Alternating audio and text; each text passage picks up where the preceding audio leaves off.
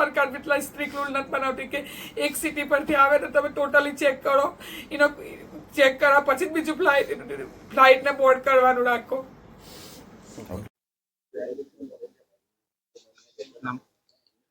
હું સાહિલનો ભાઈ છું. જે મારો જે દુર્ઘટના બની છે અમદાવાદ એરપોર્ટ પર એન્ડ ઇન્ડિયામાં, એ મારો ભાઈ હતો, મારો નાનો ભાઈ હતો. એટલો ખુશીથી ગયો હતો કે ભાઈ હું લંડન જોત, મારા હાથ ઉભા કરજે, હું ત્યાં આગળ કમાવીશ ને ત્યાં હું શાદી કરીશ, એટલી ઉમ્મીદથી ગયો હતો. ને જે એર ઇન્ડિયા જે દિલ્હીથી આવેલું હતું, તો ત્યાંના પેસેન્જરો એવું કહેતા હતા કે આ ફ્લાઇટમાં બહુ ટેકનિકલ ઇસ્યુ છે, એસી નથી ચાલતું, ટચ નથી ચાલતું, તો પછી આ એર ઇન્ડિયાનું ફ્લાઇટ ઉડાવવું જ ના જોઈએ. અહીંના પેસેન્જરો દિલ્હીથી આવેલા આવું કહેતા હોય તો પછી ફ્લાઇટને ઉડાવ્યું કેમ? ફ્લાઇટને ઉડાવવું જ ના જોઈએ. તમે પૈસા સારું આ ઉડાવી દીધું.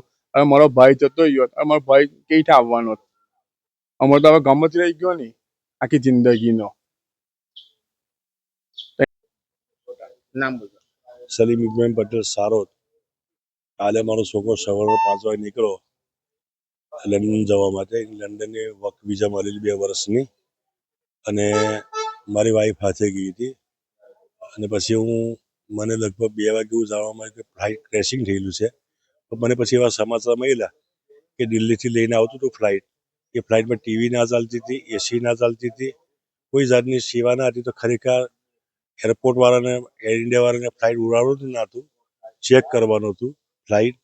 અને આજે બીજા વખત એવું ના થાય, કોઈની મા ના જાય, કોઈનો બાપ ના જાય, કોઈની બેન ના જાય, કોઈ જાતના હોય તો બીજા વખત સરકાર, કોઈ સરકાર હોય આખા ઇન્ડિયાની, એ કોઈ ફ્લાઇટ આવે ને ચેકઅપ કરી ઉડાડે, બાકી આવા ઘરે હાદસા થશે.